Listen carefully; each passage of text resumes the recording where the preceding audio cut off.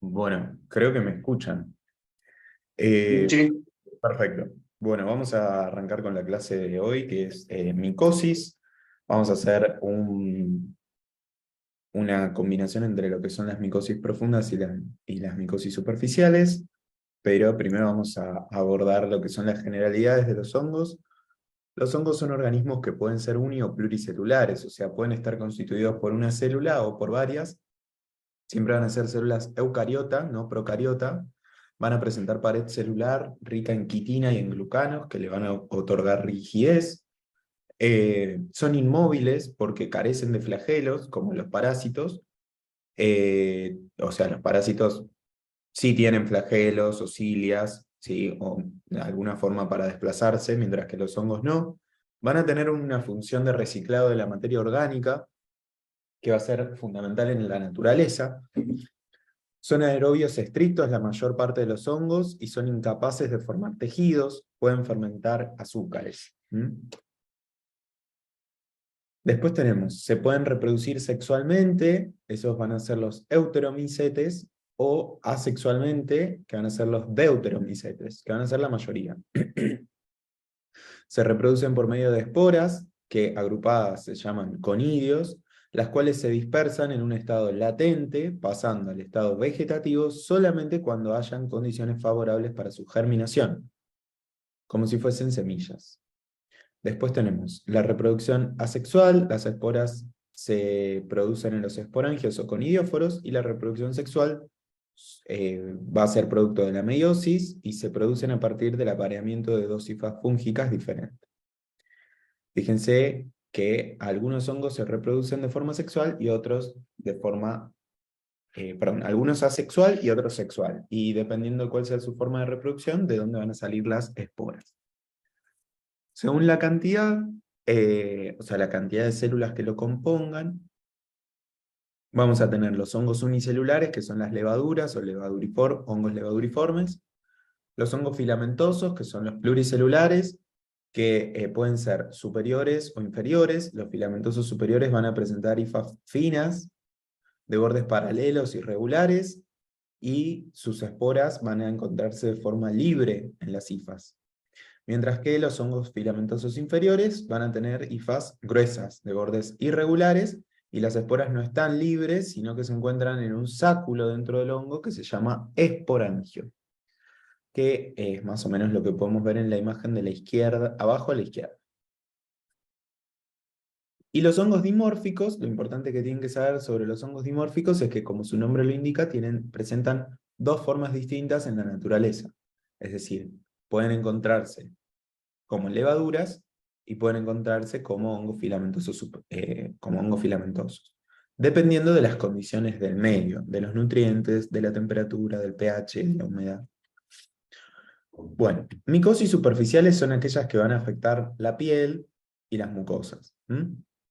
Vamos a tener la pitiriasis versicolor, que es una infección totalmente benigna, es una infección superficial y cutánea, que es crónica, tiende a la recidiva, no es irritativa y se da a nivel de la córnea, a nivel de la capa córnea de la piel, es muy frecuente. Se produce por un hongo que se llama Malassezia, por lo general el género es Malassezia, pero la especie la más conocida es Malassezia furfur.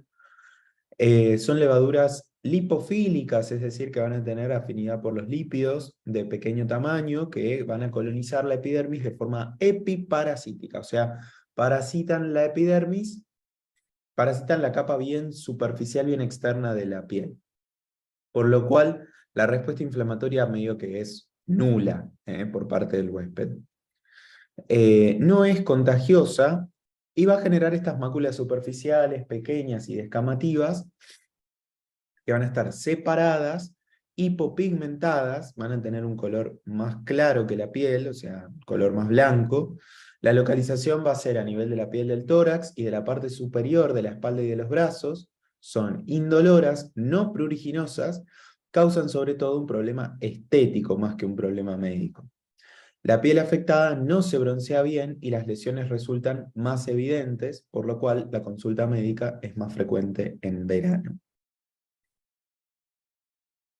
El diagnóstico, por lo general el diagnóstico es clínico, ¿sí?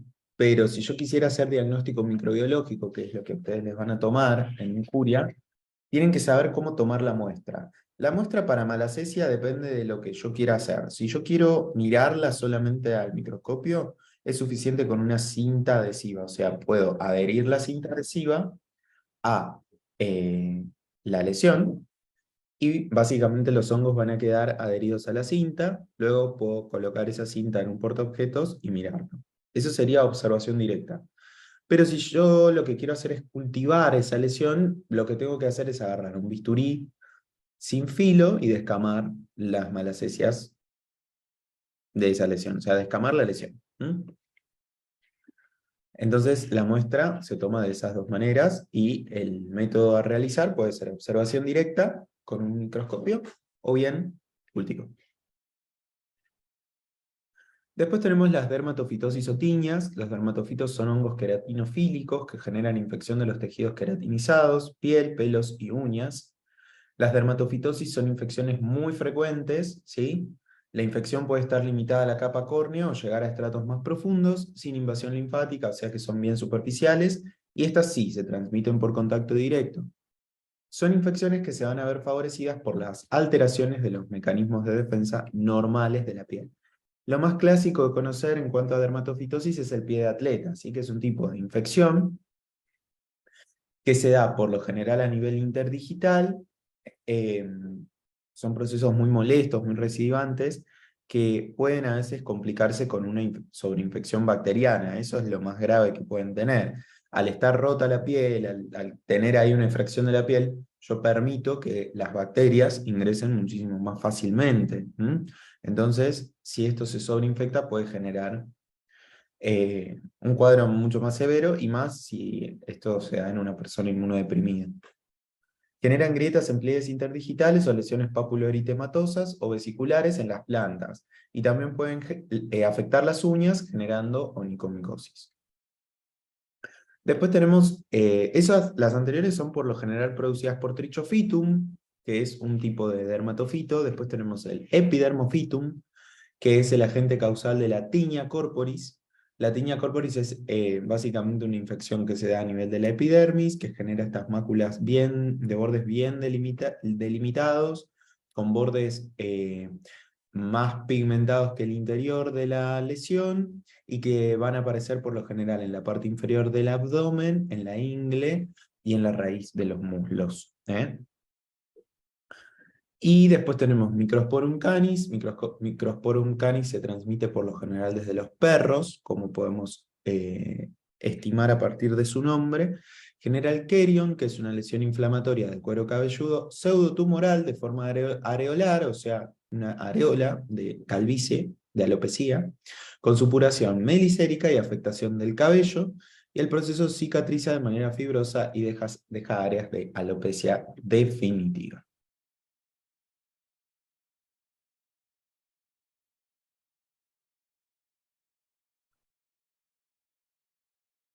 El diagnóstico, la muestra es hisopado de los exudados o raspado de las escamas, dependiendo de cuál sea la lesión, con bisturí o con portaobjetos estéril, recoger las escamas entre dos portaobjetos que se envuelven con cinta y enviar al laboratorio. Si están afectados los cabellos y las uñas, cortarlos o rasparlos y depositar estas muestras en la placa de Petri. Siempre el diagnóstico va a ser directo y la observación y el método puede ser observación en fresco o un cultivo. El cultivo, el método de Saburó es el medio de cultivo usado para los hongos, Saburó o Saburó glucosado. Siempre recuerden que los cultivos de hongos tardan bastante y principalmente de los dermatofitos, tardan de 15 a 20 días. Esto es muy importante que lo sepan para un choice porque en el choice le suelen poner ¿en cuánto tiempo usted le dice al paciente que vuelva por su resultado? O sea, si hoy le tomé la muestra, le escarifiqué unas uñas para ver si tiene ahí un dermatofito y yo a eso lo voy a poner a cultivar, que no vuelva en 48 horas, porque en 48 horas yo no voy a tener ningún resultado si este cultivo tarda 15 a 20 días, ¿se entiende? El paciente va a tener que venir dentro de 15 a 20 días a ver si el resultado está. Bueno, después tenemos la micosis más frecuente por lejos, que es la candidiasis. La candidiasis mucocutánea es una infección superficial. La candidiasis también puede ser una infección profunda y puede haber candidemia, pero acá vamos a hablar de lo que es la candidiasis superficial. Es producida por hongos que son levaduras del género Cándida. La más común es la Candida albicans, pero también vamos a tener a la Candida glabrata, la Candida tropicalis y la Candida parasilosis en ese orden de frecuencia. Va a tener una distribución universal y el principal determinante de la gravedad de la infección es la respuesta inmunológica del huésped, o sea que va a ser peor en un huésped inmunocomprometido que en un huésped inmunocompetente. ¿Por qué? Porque los hongos del género Candida son oportunistas por excelencia, o sea, van a esperar un fallo en la respuesta inmunológica del huésped eh, para poder actuar. Las cándidas son microorganismos que forman parte de la microbiota habitual de piel, de las mucosas, del tubo digestivo, de la vía urinaria y del tracto genital. Por eso les digo que son oportunistas por excelencia. ¿Por qué? Porque lo que esperan es que el huésped se inmunodeprima por algún motivo para reproducirse en mayor cuantía y así poder generar infección. Van a generar intertrigo de grandes pliegues. Fíjense que acá tenemos un pliegue submamario, donde claramente hay un área eritematosa. Eso puede ser una infección por cándida. Pueden generar también erosiones interdigitales, perdón, en personas, por ejemplo, que estén expuestas a agua por mucho tiempo o con guantes colocados, con manos transpiradas por mucho tiempo. Pueden generar dermatitis del pañal, esto es muy frecuente, ¿sí? Fíjense todo este intertrigo del pañal, que es básicamente a nivel del pliegue interdigital, pliegue interglúteo de un bebé. Perdón, pliegue inguinal, quise decir. Pliegue inguinal y pliegue interglúteo. Y otra de las patologías más frecuentes generadas por la cándida es la vulvovaginitis candidiásica, que es básicamente la vaginitis producida por cándida. O sea, va a haber inflamación de la vagina, producto de un crecimiento exagerado de las cándidas que normalmente viven allí.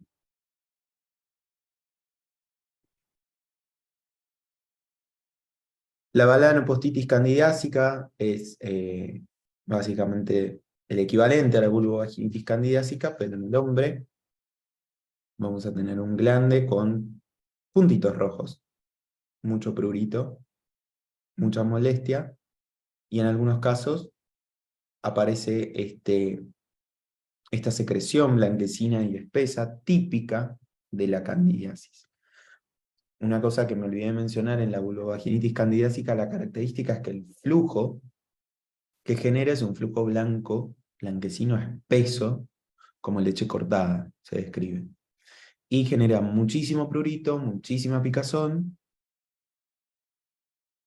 muchísimas molestias. El muguet es básicamente la presencia de esta secreción blanquecina a nivel de la boca, a nivel de la lengua, a nivel del velo del paladar duro, de los carrillos. Es característico de los bebés que toman teta y es característico de las personas inmunodeprimidas en contexto de quimioterapia o de HIV. Esto es una faringoamigdalitis candidiásica, sería el escalón siguiente a lo que vimos anteriormente. Acá ya vemos un compromiso de toda la faringe por cándida.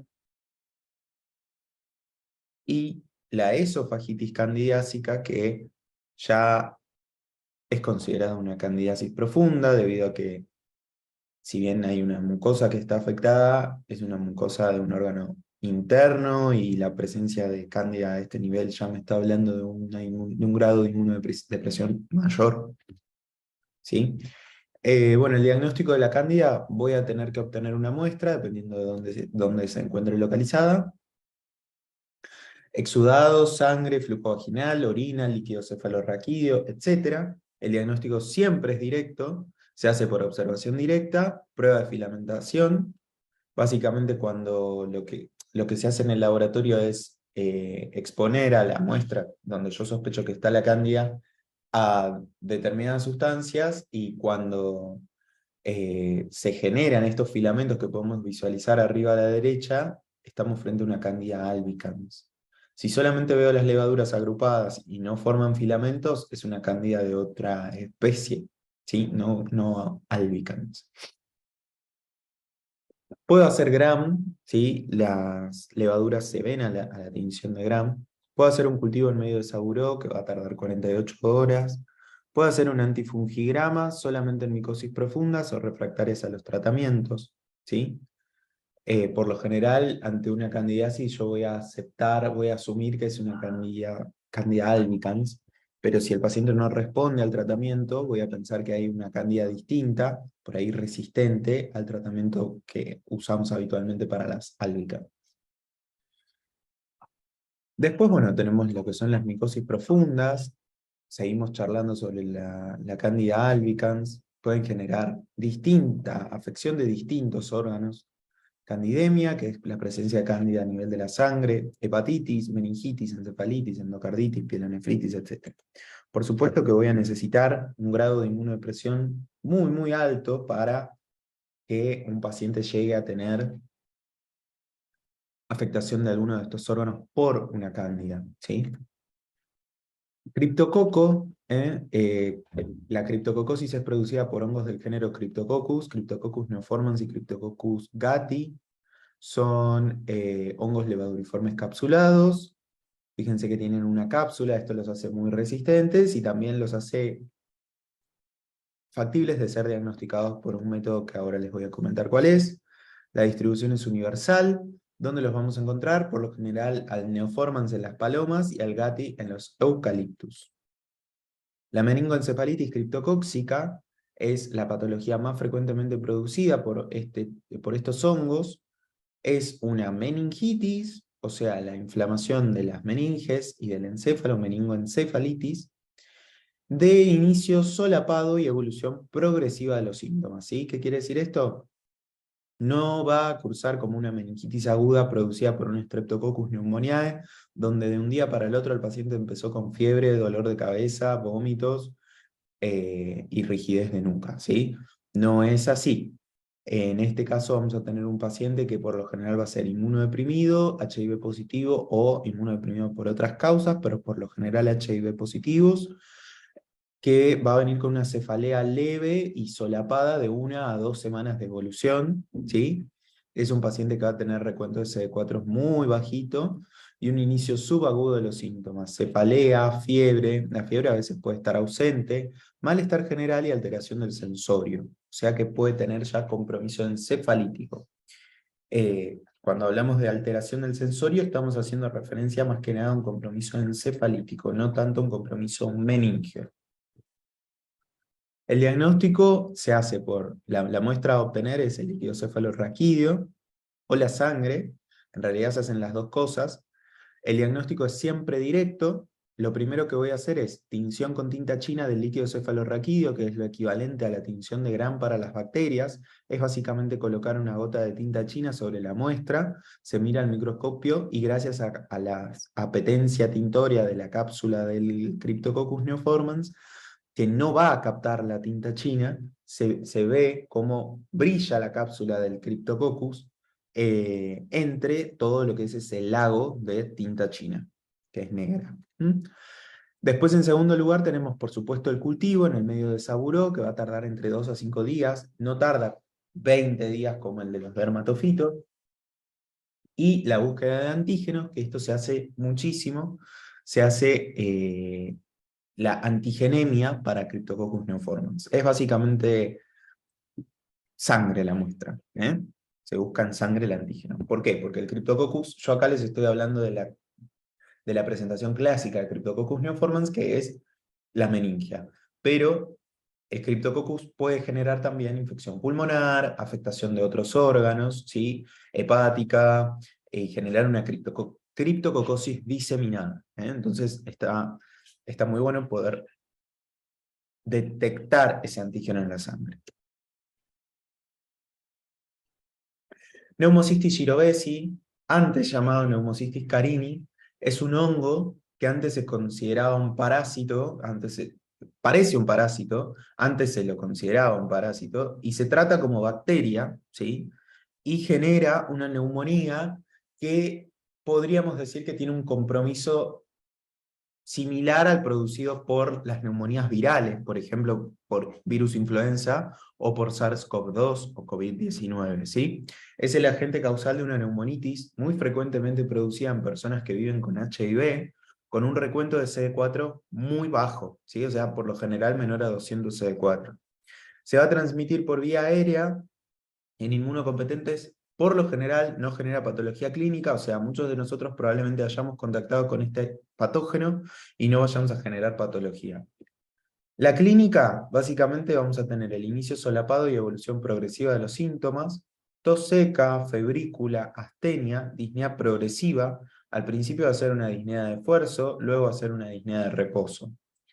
Desaturación, por lo general, personas que viven con HIV, a veces la persona sabe que vive con HIV, a veces no lo sabe. La radiografía de tórax va a mostrar un patrón en vidrio esmerilado, con inflamación intersticial, a veces muestra imágenes de aspecto quístico en lóbulos superiores. A ver, esto es realmente muy característico, ¿sí? Es una persona que no inició ayer con fiebre, dolor en puntada de costado, tos con expectoración y 39 grados de fiebre, como podría haber en una neumonía neumocóxica o neumonía típica que puede aparecer en cualquier persona inmunocompetente. No, esta es una neumonía que va a tener por lo general 1 a 2 semanas de evolución en una persona que hasta el momento quizás no se sabe que es HIV positiva, o sí lo sabe, eh, y cursa con tos seca, ¿sí? Y por lo general escasa afectación del estado general, al principio por lo menos, ¿eh? Entonces esta persona se presenta con una disociación clínico-radiológica, ¿sí? ¿Por qué? ¿Por qué decimos disociación clínico-radiológica? Porque clínicamente el paciente está estable, solamente tiene tos seca, un poco de febrícula y no mucho más. Pero si yo le hago una tomografía, me voy a encontrar con un patrón en vidrio esmerilado de distribución en alas de mariposa, se describe, ¿sí? Que afecta por lo general gran parte del parénquima pulmonar. Entonces uno mira esa tomografía y se asusta, pero ve al paciente y dice, el paciente está perfecto. Entonces eso es muy sugestivo a neumocystis girovesi, ¿sí? Hay que solicitar métodos para el diagnóstico y si no están disponibles, cubrir al paciente con el antibiótico correspondiente. El diagnóstico microbiológico de esta bacteria se hace. La muestra, por lo general, lo óptimo es que se haga un BAL. ¿Qué quiere decir BAL? Lavado broncoalveolar. Pero no le voy a hacer un BAL a todo el mundo, ¿sí? El BAL es un procedimiento que es muy invasivo. Consiste en ingresar al quirófano al paciente, dormirlo y meterle un endoscopio por la vía aérea hasta llegar al pulmón y a través de eso tomar una muestra de líquido alveolar para ver si ahí se encuentra determinado microorganismo, ¿sí? Esto lo voy a hacer solamente en los pacientes que no evolucionen favorablemente con el tratamiento empírico. Si no, lo que puedo hacer es tomar una muestra de esputo. Pero bueno, la realidad es que, como yo les dije, el esputo, en el caso de los pacientes con neumocystis girovesi, muchas veces no está presente porque tienen una tos seca. El diagnóstico siempre es directo, ¿sí? Se hace una observación por tinción de Giemsa, que no es muy sensible y específica, pero se puede utilizar. Y lo que tiene mayor sensibilidad y especificidad es la búsqueda de antígenos por inmunofluorescencia directa, ¿sí? El tema es que esta es una técnica que es carísima y que no está disponible en todos lados. También se puede hacer PCR. El tema con la PCR es que es tan sensible que va a detectar absolutamente todas las personas que tengan neumocystis girovesi en sus pulmones, y la realidad es que, como yo les dije, muchas personas inmunocompetentes también han contactado con este hongo y no generan enfermedad, ¿sí? Entonces, no es que todas las personas que tengan esta bacteria, perdón, este hongo, van a desarrollar la enfermedad. Y bueno, y por ese mismo motivo la serología no sirve, porque si yo buscara anticuerpos en todo el mundo, probablemente en gran parte de la población los encontraría y eso no significa que tengan la enfermedad.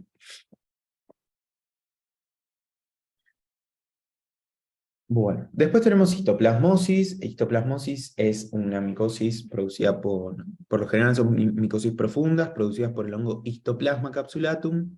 Son hongos dimórficos. La distribución en Argentina se va a encontrar a nivel de la pampa húmeda. Lo vamos a encontrar a nivel de las heces de las aves y de los murciélagos y a nivel de los suelos, ¿sí? La transmisión es inhalatoria, o sea, entra por inhalación y puede generar o bien una infección pulmonar, que va a ser similar a la tuberculosis, porque va a cursar con fiebre, pérdida de peso, tos, sudoración nocturna, va a tener una evolución subaguda, va a generar quistes a nivel del pulmón, va a generar cavernas a nivel del pulmón, o sea, cavitaciones, infiltrados nodulillares, micronodulillares, que generan, por supuesto, afectación de la función pulmonar. Y después tenemos infección diseminada, que se va a dar más que nada en inmunodeprimidos, donde vamos a tener afectación de la piel, del sistema nervioso central, del tubo digestivo y una fungemia, es decir, la presencia del hongo en la sangre. Después tenemos paracoccidioides brasiliensis y coccidioides posadacea. Para los amigos, coccidioides y paracoccidioides. Son dos micosis profundas producidas por hongos dimórficos que van a tener una distribución geográfica a nivel del NOA para los coccidioides en nuestro país y a nivel del NEA, noreste argentino, para los paracoccidioides. El reservorio es ubicuo, vamos a tenerlos en los suelos, en la arena, en los vegetales. La transmisión va a ser inhalatoria y ambos van a generar infecciones similares, ¿sí? A nivel localizada, una infección pulmonar símil tuberculosis, como les comenté previamente, con estos infiltrados nodulillares, micronodulillares y cavernas. A nivel del parénquima pulmonar, y también pueden generar una infección diseminada con fungemia, sepsis, encefalitis, osteomielitis y afectación cutánea. El diagnóstico para los tres es el mismo, para histoplasma, coccidioides y paracoccidioides. Si yo tengo una infección pulmonar, en estos casos, por lo general, yo les digo lo que ocurre en la realidad es que cuando consultan estos pacientes, a menos que haya un grado de sospecha altísimo de que tengo esta infección, esta micosis profunda, por lo general uno en principio los trata como si fuese una tuberculosis. ¿Qué va a pasar con ese paciente? Que yo estoy tratando como tuberculosis y no es una tuberculosis. No va a evolucionar bien con el tratamiento para la tuberculosis. Entonces lo que yo voy a hacer es terminar lavándolo al paciente, haciéndole un lavado broncoalveolar. Le vamos a hacer un lavado broncoalveolar y a partir de eso vamos a obtener la muestra, ¿sí? El diagnóstico se puede hacer mediante la observación en fresco, ¿sí? Que es mirar al microscopio. Eh, Vamos a observar estos patrones característicos, a la izquierda histoplasma, en el centro el coccidioides y a la derecha el paracoccidioides. La observación mediante tinción Giemsa o calcofluor. Cultivo en medio de Saburó, 4 a 6 semanas, también tarda mucho, y vamos a tener el diagnóstico indirecto que se hace mediante serología. Sirve también la serología en estos casos. Para histoplasma, agrego, aparte de todo esto, existe algo que se conoce como antigenuria, que se utiliza muchísimo, que es básicamente tomar una muestra de orina del paciente y buscar antígeno urinario de histoplasma capsulatum en la orina del paciente.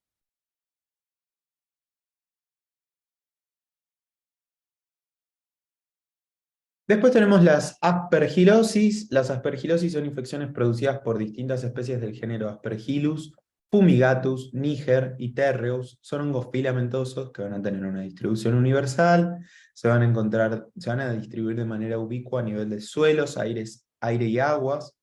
La transmisión va a ser por inhalación de las esporas.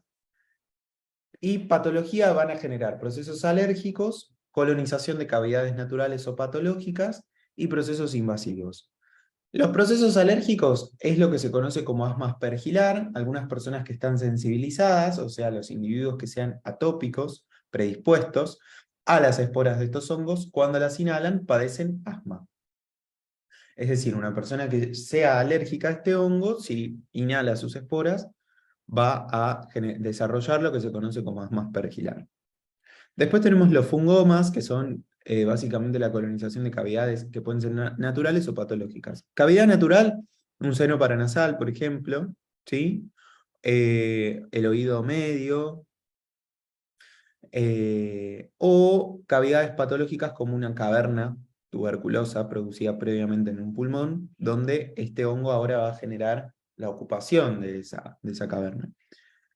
Básicamente la colonización u ocupación de cavidades es característico de esta presentación clínica del Aspergillus, donde va a ocupar la totalidad, por ejemplo, de un seno paranasal o de un oído medio o de una caverna tuberculosa, generando un fungoma, que genera, por supuesto, compromiso de la función de ese órgano. Y después tenemos procesos invasivos como la aspergilosis invasiva, que se va a dar, por supuesto, en personas inmunodeprimidas, sobre todo en granulopénicos, o sea, en personas neutropénicas, en pacientes que usan corticoterapia, EPOC, artritis reumatoide y otros. Es un cuadro lentamente progresivo de afectación broncopulmonar. Vamos a tener lo que se conoce como aspergilosis pulmonar semi-invasiva o pulmonar. El cuadro clínico es de fiebre e infiltrados o nódulos pulmonares progresando a una cavidad. Y por supuesto, en inmunodeprimidos es una infección grave, puede generar diseminación de ese hongo a partir de el sitio inicial donde ingresó a distintos órganos como incluso el endocardio, el sistema nervioso central. El diagnóstico es tomar la muestra dependiendo de dónde se encuentre el hongo, y el diagnóstico se hace de forma directa con observación directa, cultivo en Saburó, detección de antígeno o PCR.